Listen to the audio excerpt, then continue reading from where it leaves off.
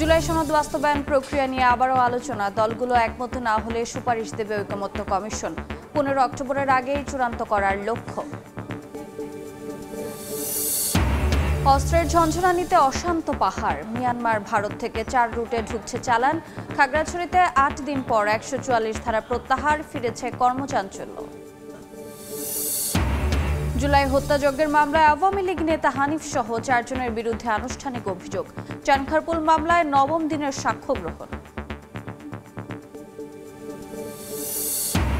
রপ্তানি রেমিটেন্স আয় বাড়লেও বিনিয়োগে ভাটা। দেশের অর্থনীতি দুর্বল হয়ে পড়ার শঙ্কা। স্থিতিশীলতা ফেরাতে রাজনৈতিক সরকারে ভরসা ব্যবসায়ীদের।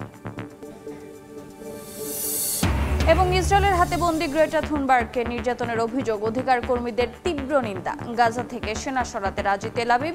হামাস চাইলে যুদ্ধবিরতি কার্যকর।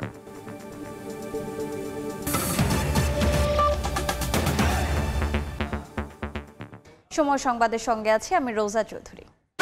জুলাই সনদ স্বাক্ষরে দায় শেষ হবে না, বাস্তবায়নও করতে হবে বলে মন্তব্য করেছেন জাতীয় ঐকমত্য কমিশন সহ সভাপতি আলী রিয়াজ।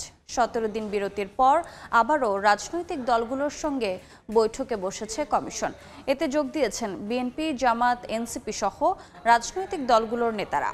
জুলাই সনদ বাস্তবায়নে অচলাবস্থার মধ্যেই বেলা 11:30টার কিছু পর ফরেন সার্ভিস একাডেমিতে আলোচনায় বসেন রাজনৈতিক দলের প্রতিনিধি এবং কমিশনের সদস্যরা। এর আগে গত 17 সেপ্টেম্বর দলগুলোর সঙ্গে আলোচনায় বাস্তবায়ন পদ্ধতি নিয়ে বিশেষজ্ঞদের পরামর্শ প্রস্তাব আকারে তুলে ধরে কমিশন। সে সময় মৌলিক সংস্কার বাস্তবায়নের সাংবিধানিক আদেশ জারির প্রস্তাব দেয়া হয়। আদেশটি নিয়ে জাতীয় সংসদ নির্বাচনের দিন একই সঙ্গে গণভোট করার প্রস্তাবও ছিল। তবে বিএনপি সহ বেশ কিছু দল প্রস্তাবের সঙ্গে দ্বিমত জানায়। 15 অক্টোবর মেয়াদ শেষের আগে সনদ চূড়ান্ত করতে চায় ঐকমত্য কমিশন। আমরা সেরকম একটা স্বপ্ন এবং প্রত্যাশা নিয়ে আজকে এসেছি এখানে, যে কমিশন মনে করে সম্ভবত আপনারা সকলে মিলে আলাপ আলোচনার মধ্যে দিয়ে এক জায়গায় আসতে পারবেন। যদি সেটা না হয়, আমরা কমিশনের পক্ষ থেকে সিদ্ধান্ত নিয়েছি সেটা হচ্ছে যে কমিশন একাধিক বাস্তবায়ন প্রক্রিয়া সম্পর্কে প্রস্তাব দেবে। এই মুহূর্তে রাজধানীর ফরেন সার্ভিস একাডেমিতে আছেন সহকর্মী হাসান ওয়ালি। সরাসরি যাচ্ছে তার কাছে। ওয়ালি, বাস্তবায়ন প্রক্রিয়া নিয়ে আজকে 4র্থ দিনের মতো আলোচনা করছে জাতীয় ঐকমত্য কমিশন। আজকেও প্রায় 30টি রাজনৈতিক দল বৈঠকে অংশ নিয়েছেন। কিছুক্ষণ আগেই 5 মিনিট আগে অনুষ্ঠানটি আনুষ্ঠানিকভাবে শুরু হয়েছে, যেখানে ঐকমত্য কমিশনের সহ সভাপতি অধ্যাপক আলী রিয়াজ যেমন রয়েছেন, কমিশনের সদস্যরা রয়েছেন। এর বাইরে বিএনপি স্থায়ী কমিটির সদস্য সালাউদ্দিন আহমদ, জামায়াতের সহকারী সেক্রেটারি জেনারেল রফিকুল ইসলাম খান সহ এনসিপি সদস্যরা, অন্যান্য রাজনৈতিক দলের প্রতিনিধিরা রয়েছেন। একটু আগে অধ্যাপক আলী রিয়াজ কথা বলেছেন, তিনি যেটি সব রাজনৈতিক দলগুলোর কাছে আহ্বান জানিয়েছেন, যেহেতু সামনে নির্বাচন, সবার ব্যস্ততা আছে রাজনৈতিক দলগুলো, তার ফলে এই মেয়াদ অর্থাৎ 15 অক্টোবর পর্যন্ত যে সবশেষ 3য় দফায় বাড়ানোর যে মেয়াদটি রয়েছে, এর মধ্যে ঐকমত্য কমিশন তাদের কার্যক্রম শেষ করতে চায় সবার কাছ থেকে আসলে, যার ফলে সবাই যাতে করে ছাড় দেয় একটি জায়গা আসে, সে আহ্বান তিনি জানিয়েছেন। বিশেষজ্ঞদের সঙ্গে এরই মধ্যে অর্থাৎ 17 দিনের যে বিরতি ছিল, এর মধ্যে কয়েক দফায় বসেছে ঐকমত্য কমিশন, আর সেখানেও বেশ কিছু প্রস্তাবনা তারা এনেছেন। ঐকমত্য কমিশনের সহসভাপতি যেটি বলছেন যে রাজনৈতিক দলগুলোর ঐকমত্যের উপরে আসলে এটি নির্ভর করছে, বিশেষজ্ঞদের যে মতামতগুলো আছে সেটি তারা রাজনৈতিক দলগুলোর কাছে দিচ্ছে। সবশেষে আমরা জানি 17 দিন আগের যে বৈঠক, সেখানে সাংবিধানিক আদেশ জারির মাধ্যমে আইনি ভিত্তি দেওয়ার কথা বলেছেন, এবং আজকে কিন্তু আসলে সে বিষয় নিয়ে আলোচনা হবে। এবং আজকে সকালে প্রধান উপদেষ্টা ডক্টর মোহাম্মদ ইউনূসের সঙ্গে কমিশনের সদস্যরা বৈঠক করেছেন, এবং যার ফলে কিন্তু প্রধান উপদেষ্টাও বলেছেন দ্রুত সময়ের মধ্যে যাতে করে এটি শেষ করা যায় সেই তাগিদ তিনি দিয়েছেন। বিএনপির তরফ থেকেও কিন্তু একটি দাবি করা হচ্ছে যে 106 অনুচ্ছেদের আওতায় যাতে করে বিচার বিভাগের সুপারিশ নিয়ে আইনি ভিত্তি কী হবে সেটি নির্ধারণ করা হয়।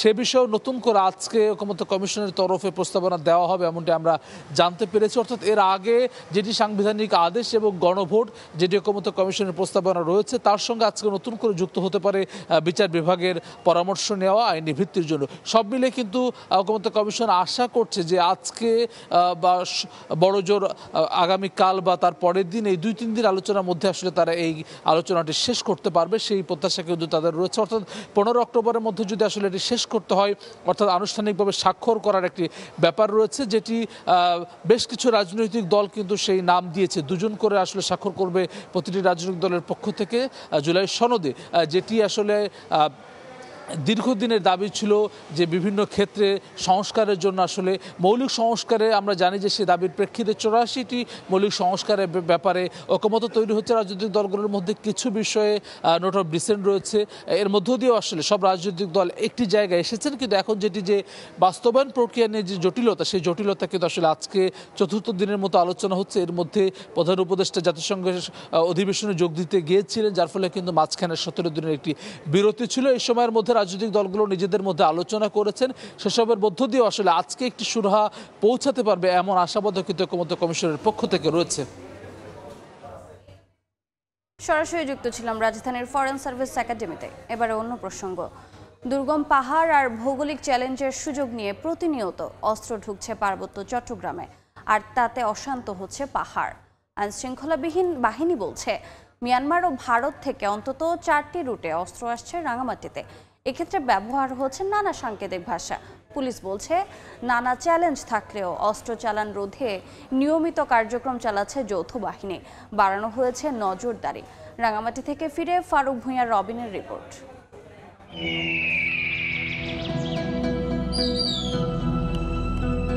গহীন জঙ্গল, দুর্গম পাহাড়ের বাঁকে বাঁকে অপরাধের অভয়ারণ্য।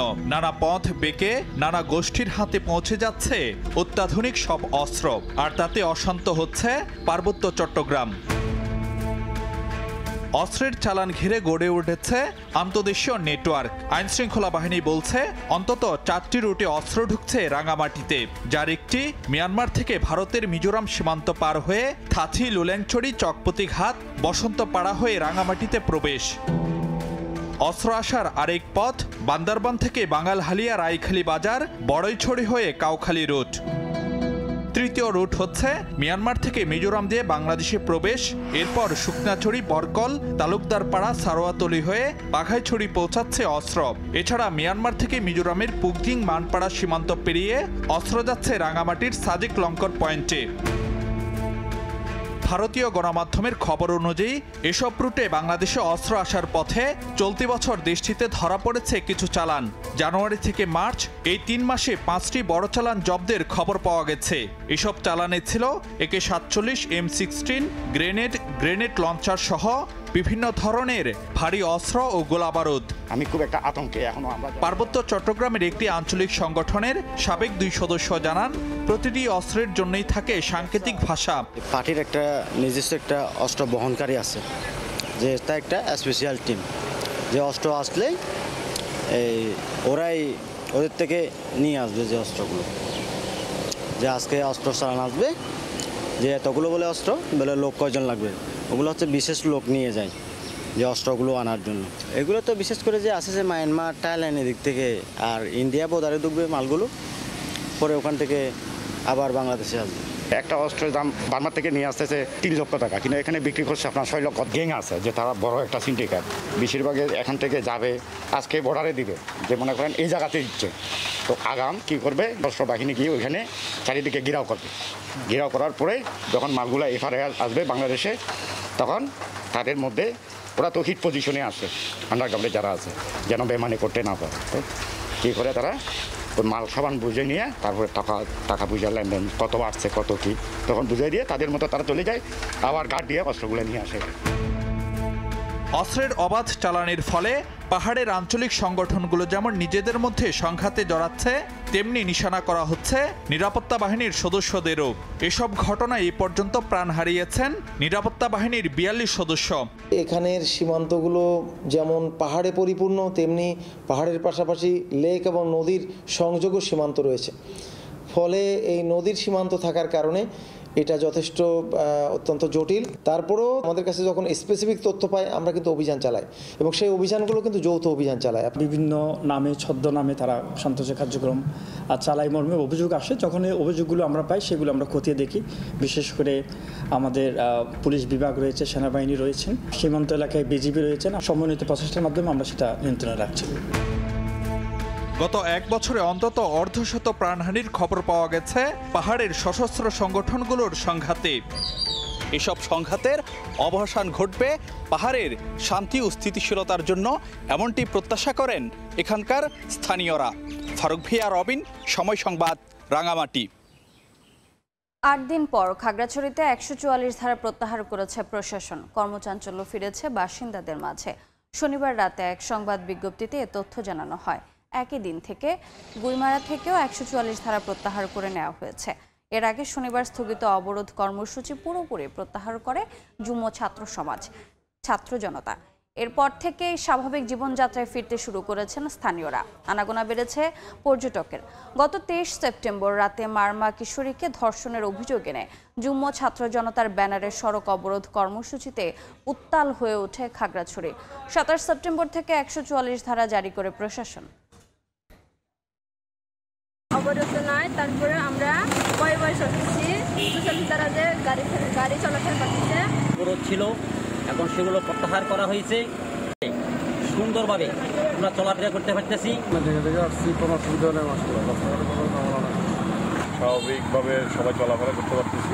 আপাতত তেমন কোনো সহিংসতা বা সমস্যা নাই। কিছুদিন সময় লাগবে হয়তো এইগুলো কাটতে। মোটামুটি আমরা আগের চেয়ে অনেক ভালো আছি। সর্বশেষ পরিস্থিতি জানাতে খাগড়াছড়ি থেকে সরাসরি যোগ দিচ্ছেন সহকর্মী জিতেন বড়ুয়া। সরাসরি যাচ্ছে তার কাছে। জিতেন, খাগড়াছড়ির জনজীবন এখন স্বাভাবিকতা ফিরে আসতে শুরু করেছে। গতকাল স্থানীয় প্রশাসন খাগড়াছড়ি এবং গুইমারায় তাদের জারি করা 144 ধারা প্রত্যাহার করে নেয়। এর আগে যুব ছাত্র জনতা তাদের ঢাকা সড়ক অবরোধ স্থায়ীভাবে প্রত্যাহার করে। এর পরিপ্রেক্ষিতে প্রশাসন তাদের প্রতিশ্রুতি রক্ষা করেছে। এদিকে এই 144 ধারা এবং সড়ক অবরোধ প্রত্যাহার কারণে পাহাড়ে আবার স্বাভাবিকতা ফিরে আসতে শুরু করেছে। বাজার ঘাটে পাহাড়ি এবং বাঙালি জনগোষ্ঠী তাদের স্বাভাবিক জীবনযাত্রা শুরু করেছে। বাজার হাটে আজ প্রচুর পাহাড়ি এবং বাঙালি জনগোষ্ঠীকে দেখা গেছে। সকাল থেকে বাস, পিকআপ সহ বিভিন্ন যাত্রীবাহী যানবাহনে প্রচুর লোক আসা যাওয়া করছে। তবে পাহাড়ি জনগোষ্ঠীর ভিতরে যে একটা চাপা আতঙ্ক এটা এখনো বিরাজ করছে। তারা জানিয়েছে তাদের ভিতর যে আতঙ্কটা রয়েছে সেটা কেটে উঠতে সময় লাগবে।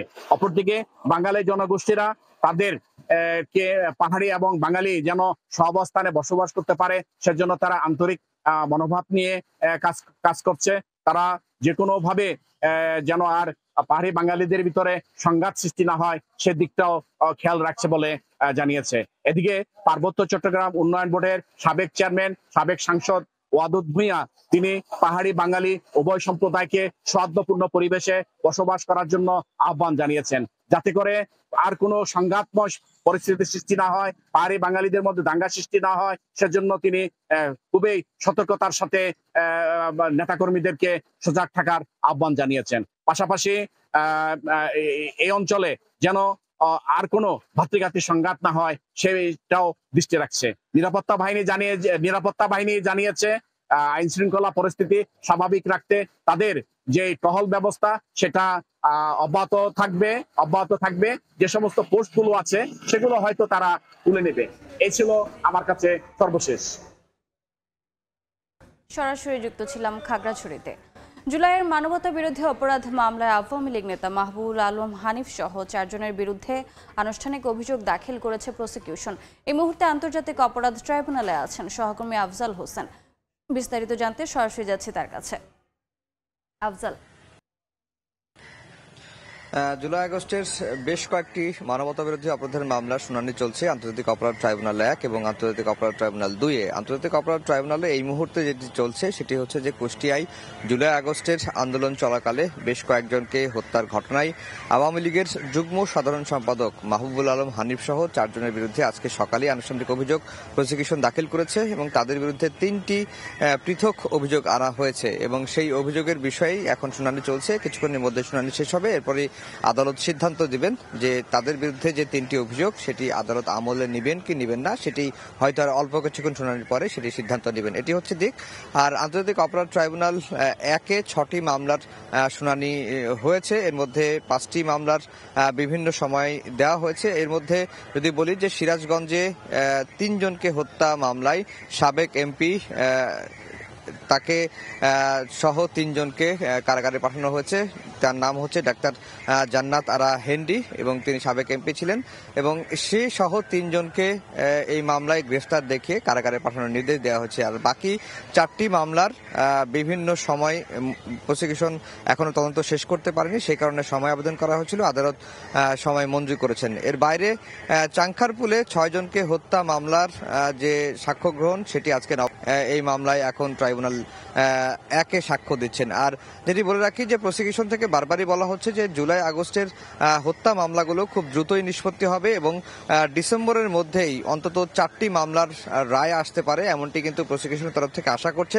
এবং যেহেতু এরই মধ্যেই শেখ হাসিনার মামলার সাক্ষ্য গ্রহণ শেষ হয়েছে, এখন যুক্তিতর্ক উপস্থাপন হবে এবং যুক্তিতর্ক উপস্থাপন পরেই শেখ হাসিনার মামলাটি রায়ের জন্য যাবে। এছাড়া চাংখারপুলের হত্যা মামলার সাক্ষ্য গ্রহণ চলছে এবং আশুলিয়ায় 6 লাশ পড়ানোর মামলায় সাক্ষ্য গ্রহণ শেষ পর্যায়ে রয়েছে। এর বাইরে রামপুরায় কার্নিশে গুলি এবং 1 জনকে হত্যা মামলার সাক্ষ্য গ্রহণ শুরু হয়েছে এবং জুলাই গণ অভ্যুত্থানের প্রথম শহীদ আবু সাইদ হত্যা মামলার সাক্ষ্য গ্রহণ শেষ পর্যায়ে রয়েছে। সবকিছু মিলিয়ে মামলার যে গতি এবং সাক্ষ্য গ্রহণের যে অবস্থা তাতে পর্যালোচনা করে প্রসিকিউশন এবং আইনজীবীরা যেটি বলছেন যে ডিসেম্বরের মধ্যে শেখ হাসিনা সহ আলোচিত 4টি মামলার সাক্ষ্য শেষ হবে এবং এই মামলাগুলো রায়ের জন্য বা রায়ের পাওয়া যাবে, এমনটি কিন্তু প্রত্যাশা করা হচ্ছে। তো এই ছিল আন্তর্জাতিক অপরাধ ট্রাইব্যুনাল থেকে আমার কাছে সবশেষ খবর। সরাসরি যুক্ত ছিলাম আন্তর্জাতিক অপরাধ ট্রাইব্যুনালে। সময় সংবাদে আরো থাকছে। সিলেট থেকে সড়ক যাত্রার ভোগান্তি এড়াতে চাপ বেড়েছে ট্রেনে, মিলছে না ঢাকা চট্টগ্রাম রুটের 20% টিকিটও। বগি বাড়ানোর পাশাপাশি নতুন ট্রেন চালুর দাবি। আইনশৃঙ্খলা সংক্রান্ত কোর কমিটির বৈঠক শেষে সচিবালয়ে ব্রিফ করছেন স্বরাষ্ট্র উপদেষ্টা জাহাঙ্গীর আলম চৌধুরী। সরাসরি যাচ্ছে সেখানে। গোয়েন্দা সংস্থার সময় কড়া নজরদারি, দুর্গা পূজা উদযাপনের জন্য গঠিত পূজা মণ্ডপ কমিটির সহযোগিতা এবং আপনাদের সহযোগিতায় আমরা এই কুচক্রীদের চক্রান্ত নস্যাৎ করতে সক্ষম হয়েছি। যে ধর্ষণের ঘটনা নিয়ে এত তুলকামাল কাণ্ড হয়েছে, মেডিকেল রিপোর্টে সেই ধর্ষণের কোনো আলামতেই পাওয়া যায়নি। সেনাবাহিনী ও অন্যান্য আইন শৃঙ্খলা বাহিনী পাহাড়ের সাধারণ জনগণকে পাহাড়ি বাঙালির সহযোগিতায় এই ঘটনা আমরা সুষ্ঠু এবং সুন্দরভাবে মোকাবেলা করতে সক্ষম হয়েছি। ইতিমধ্যে পার্বত্য এলাকার অবরোধ ও 144 ধারা প্রত্যাহার করা হয়েছে। ফ্যাসিস্ট ও তাদের সহযোগীরা কয়েকটি পূজা মণ্ডপে অসুরের মুখে দাড়ি লাগিয়ে ধর্মীয় বিভেদ এবং সাম্প্রদায়িক উস্কানি ও সহিংসতার সৃষ্টির পায়তারা করেছিল। এই ঘটনায় কিছু ফ্যাসিস্ট বুদ্ধিজীবীদেরও ইন্ধন ছিল, কিন্তু তাদের সেই ষড়যন্ত্র সফল হয়নি। গতবারের ন্যায় এবারও সারা দেশে শারদীয় দুর্গাপূজা শান্তিপূর্ণ, নিরাপদ, নির্বিঘ্ন এবং উৎসবমুখর পরিবেশে অনুষ্ঠিত হয়েছে। সেই জন্য আমি সেনাবাহিনী এবং বিভিন্ন আইন শৃঙ্খলা বাহিনী, রক্ষাকারী বাহিনী, সর্বোপরি সকল সাধারণ জনগণকে আন্তরিক ধন্যবাদ জানাচ্ছি। আরও ধন্যবাদ জানাচ্ছি আপনাদের তথা বিভিন্ন গণমাধ্যমে যারা সঠিক তথ্য পরিবেশন করে জনগণকে সচেতন করেছেন। এই জন্য আপনাদেরও অনেক অনেক ধন্যবাদ। গতকালকে নর্থ ইউনিভার্সিটিতে একটা ঘটনা ঘটছে কোরআন অবমাননার বিষয়ে, এইটা কি এটার সঙ্গে যোগসূত্র আছে কিনা আপনাদের কাছে কি মনে হয়? এটা এখন পর্যন্ত এটা যেহেতু অনুসন্ধান শেষ হয় নাই, এই জন্য আমরা এটার সাথে যোগসূত্র আছে কিনা বলতে পারবো না। মাননীয় উপদেষ্টা, আপনারা এই যে বক্তব্য এই যে খাগড়াছড়ি নিয়ে ভারতকে দোষারোপ করেছেন এবং গত পরশুদিন ভারতের পররাষ্ট্র মন্ত্রণালয় থেকে মুখপাত্র বলেছে যে সরকার আসলে বাংলাদেশ অন্তর্বর্তী সরকার আইন শৃঙ্খলার রক্ষায় ব্যর্থ হয়ে ভারতের উপর দোষ চাপাচ্ছে, এই ধরনের একটা বক্তব্য দিয়েছে, এর প্রতিক্রিয়া কি আপনার? এটার ক্ষেত্রে আপনারা কাকে দোষ চাপাচ্ছেন? আপনার প্রতিক্রিয়া কি? আপনি একে বাংলাদেশি হিসাবে এটা আপনারা দেখতেছেন, আপনারা তো উনি কি বললো ওইটা না, যেহেতু আপনারা কিন্তু নিজেরাই ঘটনাটা দেখতেন, নিজেরা আপনারা চাক্ষুষ সাক্ষী, তো ওনার উদ্ধৃতি দিয়া তো আমাদের কোনো কিছু নেই। আপনারা যেটা দেখছেন আপনারা ওইটা লিখতেছেন এবং জনগণ আপনাদেরটাই বেশি বিশ্বাস করবে। সচিবালয়ে বক্তব্য রাখছিলেন স্বরাষ্ট্র উপদেষ্টা জাহাঙ্গীর আলম চৌধুরী। বক্তব্যের বাকি অংশ দেখতে ভিজিট করুন সময় টিভির ফেসবুক পেজে। বিএনপি মহাসচিব মির্জা ফখরুলের সঙ্গে জাতিসংঘ আবাসিক প্রতিনিধির বৈঠক শেষে ব্রিফিং চলছে, সরাসরি চলে যাচ্ছে সেখানে। ওর যে অবদান সেটার আমরা স্বীকৃতি দিতে চাই আজকে আপনাদের সামনে। অত্যন্ত কঠিন সময়ের মধ্যে জাতিসংঘের পক্ষ থেকে ওর যে ভূমিকা ছিল এটা আমরা তার প্রতি ধন্যবাদ জানিয়েছি আজকে। তার সাহসী ভূমিকা ছিল এবং জাতিসংঘের সত্যিকার অর্থে যে চার্টার অনুযায়ী যে প্রত্যেকটি দেশের মানুষের গণতান্ত্রিক অধিকার, রাজনৈতিক অধিকার, সাংবিধানিক অধিকার, মানব অধিকার নিশ্চিত করার লক্ষ্যে সে সাহসী ভূমিকা পালন করেছে বিগত একটা স্বৈরাচার আমলে। তা আমি এখন গোয়েনকে অনুরোধ করব চারটা কথা বলবে। ও আমাদেরকে ছেড়ে চলে যাচ্ছে, অন্য দেশে যাবে, তার টার্ম শেষ হয়ে গেছে। তো এই জন্য আমরা বলেছি প্রেসকে কিছু বলা দরকার। I just told them that you have done a job for democracy, human rights as UN representative so well that we are all grateful to you. And the fact that you are leaving, we sort of like you to say few words to the press and to the people of Bangladesh, because you have been through the difficult time and your contribution we very strongly commend your courage and contribution, and we'll remember you all for bringing democratic order in Bangladesh. Your contribution will be highly regarded and respected in the future. So I'd like you to say a few words, Gwen. Thank you. And great to see you all. So we had, I think, a very good meeting this morning. It was really wonderful to see the very, very positive reception in New York at the high-level week at the UN last week of the Bangladeshi delegation, to see Dr. Yunus and all of the political parties represented at the UN. And I think it really goes to show how much progress has been made in the country, and the very important moment now in the lead up to the elections in February. As the UN, we're doing what we can to support the Election Commission and to make sure that everything is in place at a technical level to do what we can support the next few months. There is a lot of work that I know all of the political parties have been engaged in terms of building consensus, and I think we're all very much looking forward to that process being taken forward in the coming months and years. The humanitarian situation of the Rohingya is incredibly challenging, and there was a very important meeting last week hosted at the UN with Malaysia, Finland and Bangladesh, where we highlighted the plight, the financial needs for Bangladesh, but also the incredible hospitality that this country has shown to the refugees. And we really commend all of the country and Professor Yunus's leadership and the next government's leadership in supporting the Rohingya refugees. And we've done a lot of discussions and talks around development and how we can continue to strengthen all of the aspirations of the people of Bangladesh. So it's really been a pleasure to be here over the past years. And জাতিসংঘ আবাসিক প্রতিনিধিদের বৈঠক শেষে briefing চলছে রাজধানীর গুলশানে। বক্তব্যের বাকি অংশ দেখতে ভিজিট করুন সময় টিভির ফেসবুক পেজে। দেখছেন সময় সংবাদ, সঙ্গে থাকুন। আরেক নাম ট্রেন যাত্রা। সড়কের বেহাল দশার কারণে রেল ভ্রমণ বেছে নিতে গিয়ে ব্যর্থ হচ্ছেন। সিলেট থেকে ঢাকা ও চট্টগ্রাম রুটে চাহিদার তুলনায় 20 টিকিট দিতে পারছে না কর্তৃপক্ষ। বগি বাড়ানোর পাশাপাশি নতুন ট্রেন চালু না হলে সমস্যার সমাধান সম্ভব নয় বলে জানিয়েছেন রেল কর্তৃপক্ষ। ইকরামুল কবিরের প্রতিবেদন, ছবি তুলেছেন নৌশাদ আহমদ চৌধুরী।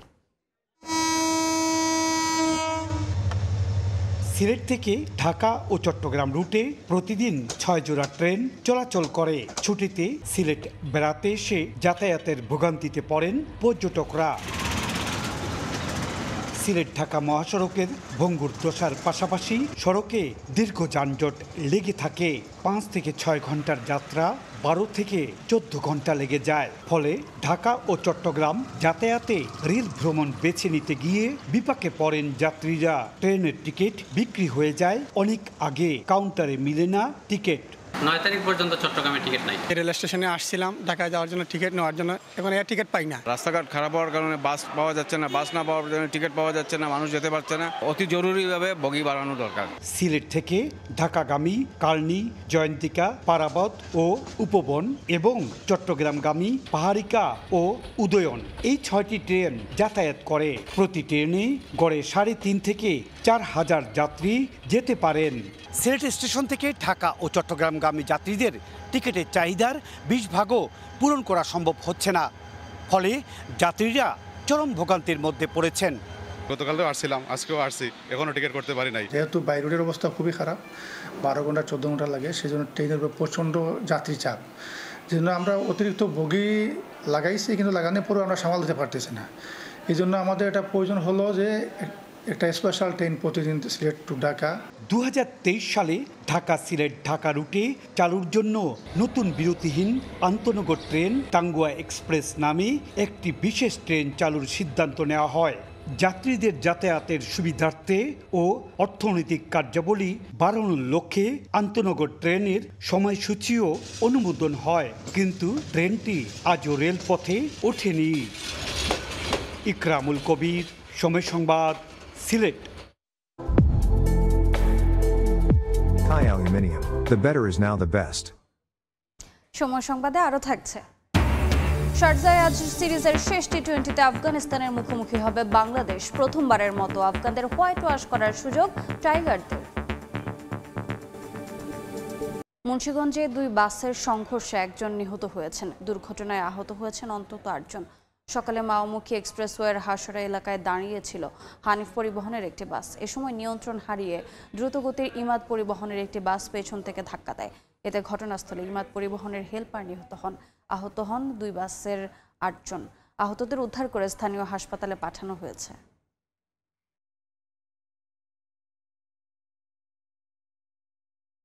দেশের রফতানি রেমিটেন্স আয় বাড়লেও ভাটা পড়ছে বিনিয়োগে। এতে অর্থনীতি কোনোভাবে টিকে থাকলেও শিগগিরই দুর্বল হয়ে পড়বে। স্থবিরতার প্রহর গুনছেন ব্যবসায়ী ও ব্যাংকাররা। বলছেন, স্থিতিশীল ব্যবসা বিনিয়োগের জন্য প্রয়োজন রাজনৈতিক সরকার। বিনিয়োগ বান্ধব পরিবেশ তৈরি না হলে অন্য দেশে চলে যেতে পারে বলে মনে করছেন অর্থনীতিবিদরা। রাজনৈতিক এজেন্ডা রাস্তায় না নিয়ে আসার পরামর্শ তাদের। কাজল আব্দুল্লাহর রিপোর্ট। 24শে জুলাই অভ্যুত্থানের প্রত্যাশার হিসেব গুনতে গুনতে পেরিয়েছে 1 বছর। কোথাও আশা, কোথাও হতাশার চাদর মুড়িয়ে সুষ্ঠুভাবে জাতীয় নির্বাচন, অর্থনীতি পুনরুদ্ধারের পাশাপাশি বঞ্চনা ঘোচাতে গদবাঁধা রাজনীতির পরিবর্তন চায় সাধারণ জনগণ। দেশজুড়ে নির্বাচনী ডামাডোলের নানা হিসেব নিকেশের মধ্যে বিভিন্ন সংকটের আশঙ্কা দীর্ঘস্থায়ী হলে সবচেয়ে বেশি কোণঠাসা হয়ে পড়বে অর্থনীতি। 2024-25 অর্থ বছরে আগের অর্থ বছরের চেয়ে রফতানি 8.5% ও 26% বেশি প্রবাসী আয় বৃদ্ধি পেয়েছে। বিপরীতে একই সময়ে বিনিয়োগ কমেছে 15 থেকে 20%। অস্থির বিশ্ববাজারে ব্যবসায়ীরা রফতানিতে সম্ভাবনা দেখলেও ব্যাকফুটে নতুন বিনিয়োগ। এই 1-2 বছর বা 6 মাসের জন্য কেউ কিন্তু বিজনেস প্ল্যান করবে না। That is reality. এদিকে 1.5 দশক ধরে কঠিন সংকটে পড়া ব্যাংক খাতের ঋণ প্রবাহের গতিতে রয়েছে শক্ত লাগাম। ইলেক্টেড গভর্নমেন্ট আসলে যে পলিসিগুলি নিবে, স্পেশালি এই সব ওপেন মার্কেটে ইন্টারেস্ট রেটের, এক্সচেঞ্জ রেটের ব্যাপারে, সেইভাবে চিন্তা ভাবনা করে তারা নতুন ইনভেস্টমেন্টে যেতে চাচ্ছে। অস্থিরতা কাটিয়ে বিদেশি বিনিয়োগ বৃদ্ধি ও কর্মসংস্থান বৃদ্ধির পরিবেশ তৈরিতে রাজনৈতিক সরকারের বিকল্প নেই বলছেন অর্থনীতিবিদরা। রাজনৈতিক স্থিতিশীলতা থাকতে হবে, সময় মতো নির্বাচন হতে হবে এবং এই অর্থনীতির ক্ষেত্রে ছাড় দেওয়া যাবে না এবং সেটা রাজনৈতিকভাবে যত মতো ভিন্নতা থাকুক আমরা যেন রাস্তায় আন্দোলন না করি।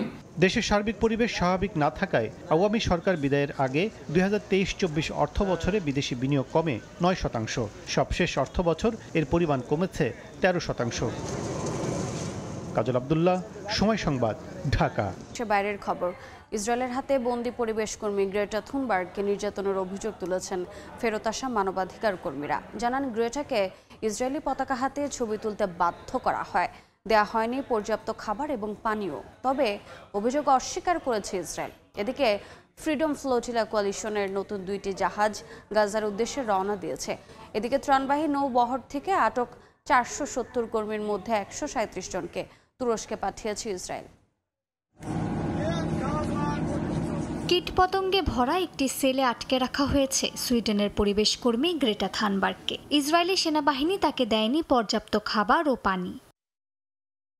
তুরস্কে ফেরত পাঠানো মানবাধিকার কর্মীরা জানান, দীর্ঘ সময় শক্ত মেঝেতে বসে থাকতে বাধ্য করায় তার শরীরে ঘা ও র্যাশ দেখা দিয়েছে বলে জানিয়েছেন গ্রেটা। অন্য এক বন্দী জানান, ইসরায়েলি সেনারা থানবার্গকে জোর করে পতাকা হাতে দাঁড় করিয়ে ছবি তোলেন। সেই পতাকাগুলোর পরিচয় এখনো নিশ্চিত নয়। তুরস্কের এক মানবাধিকার কর্মী জানান, গ্রেটাকে চুল ধরে টেনে নিয়ে যায়, মারধর করে এবং ইসরায়েলি পতাকা চুমু খেতে বাধ্য করা হয়। ইসরায়েলি সেনাবাহিনীর আমাদের প্রতি আচরণ ভয়াবহ ছিল। গ্রেটার শরীরে তারা ইসরায়েলি পতাকা জড়িয়ে দেয় আর যেভাবে খুশি তাকে ঠেলে ধাক্কা দিয়ে টেনে নিয়ে যায়। খুব আক্রমণাত্মকভাবে একটা প্রাইভেট রুমে গ্রেটাকে ধাক্কা দিয়ে ঢুকিয়ে দেওয়া হয়। এরপর বেন গভির সেখানে এসে সেই রুমে ঢোকে। পুরো ব্যাপারটাই ছিল ভয়ানক। শনিবার আটক 470 জনের মধ্যে 137 জনকে তুরস্কে ফেরত পাঠায় ইসরায়েল। তাদের মধ্যে 36 জন তুরস্কের নাগরিক সহ যুক্তরাষ্ট্র, সংযুক্ত আরব আমিরাত, Algeria, Morocco, Italy, Kuwait, Libya, Malaysia, Mauritania, Switzerland, Tunisia ও জর্ডানের নাগরিক রয়েছেন বলে জানায় তুরস্কের পররাষ্ট্র মন্ত্রণালয়। ফেরত আসা এই মানবাধিকার কর্মীরা ইসরায়েলি সেনাবাহিনীদের এমন পশুসুলভ কর্মকাণ্ডের কথা তুলে ধরেন। এক বিবৃতিতে ইসরায়েল দাবি করেছে, সব বন্দীকে আইনানুগভাবে পানি, খাদ্য, চিকিৎসা ও আইনি সহায়তা দেওয়া হয়েছে। থানবার্গ সম্পর্কিত খবরগুলো সম্পূর্ণ মিথ্যা ও বিভ্রান্তিকর। এদিকে ফ্রিডম ফ্লোটিলা কোয়ালিশনের নতুন 2টি জাহাজ গাজার উদ্দেশ্যে রওনা দিয়েছে। এ নিয়ে মোট 11টি জাহাজ আন্তর্জাতিক জলসীমা অতিক্রম করে মানবিক সহায়তা পৌঁছে দেওয়ার চেষ্টা করছে। অভিযানটি ইসরায়েলের অবরোধ ভাঙার চ্যালেঞ্জ হিসেবে দেখা হচ্ছে। নতুন 2টি জাহাজ ঘাসান কানাফানি ও আল আউদা 170 আন্তর্জাতিক কর্মী বহন করছে। প্রধান জাহাজের মধ্যে রয়েছে ডক্টরস অ্যান্ড জার্নালিস্ট শিপ বা আল দামির, যা বিশ্বের বিভিন্ন দেশের চিকিৎসক ও সাংবাদিকদের বহন করছে। মালিহা সুহরওয়ার্দী, সময় সংবাদ। আফগানিস্তান টি-20 সিরিজের খবর। শারজায় সিরিজের শেষ টি-20তে আফগানিস্তানের মুখোমুখি হবে বাংলাদেশ। 3 ম্যাচ সিরিজে প্রথমবারের মতো আফগানদের হোয়াইট ওয়াশ করার স্বপ্নে বিভোর লাল সবুজ। ম্যাচ শুরু বাংলাদেশ সময় রাত 8:30টায়। সিরিজের শুরুতে ব্যাকফুটে ছিল বাংলাদেশ, কিন্তু টানা 2 জয়ে এখন উঠছে লাল সবুজের দল। অধিনায়ক হিসেবে প্রথম সিরিজ জয়ের পর এবার প্রতিপক্ষকে হোয়াইট ওয়াশ করার কীর্তি গড়ার পথে জাকের আলী অনেক। যদিও এ জায়গায় গলার কাঁটা হয়ে আছে তার ব্যাটিং ফর্ম। এশিয়া কাপ থেকে এখন পর্যন্ত বলার মতো রান পাননি টাইগারদের ভারপ্রাপ্ত ক্যাপ্টেন, কিন্তু আশার জায়গা রানের মধ্যে আছেন ইমন, তামিম, সাইফরা। তাই তো সম্মুখে না পাওয়ার পরও সমস্যায় নেই টিম ম্যানেজমেন্ট। তবে সিরিজ জয়ের মিশন পূরণ হওয়ায় একাদশে পরিবর্তন করতে পারে টাইগাররা। এদিকে টানা 2 ম্যাচ হেরে দেয়ালে পিঠ ঠেকে গেছে আফগানদের। নিজেদের হোম গ্রাউন্ডে এই হার হজম করতে পারছে না তাদের ম্যানেজমেন্ট। যে কোনো মূল্যে এখন জয় চায় আফগানিস্তানের। ওয়ানডে সিরিজের আগে আত্মবিশ্বাস বাড়ানোই আপাতত মূল লক্ষ্য তাদের।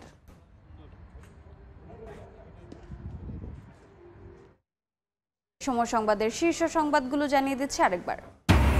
জুলাই সনদ স্বাক্ষরে দায় শেষ নয়, করতে হবে বাস্তবায়নও, বললেন আলী রিয়াজ। 15 অক্টোবরের আগেই চূড়ান্ত করার লক্ষ্য কমিশনের। দলগুলোর সঙ্গে আবারও বৈঠক। অস্ত্রের ঝনঝনানিতে অশান্ত পাহাড়। মিয়ানমার, ভারত থেকে 4 রুটে ঢুকছে চালান। খাগড়াছড়িতে 8 দিন পর 144 ধারা প্রত্যাহার, ফিরেছে কর্মচাঞ্চল্য। এবং জুলাই হত্যাযজ্ঞের মামলায় আওয়ামী লীগ নেতা হানিফ সহ 4 জনের বিরুদ্ধে আনুষ্ঠানিক অভিযোগ। চানখারপুল মামলায় 9ম দিনের সাক্ষ্য গ্রহণ।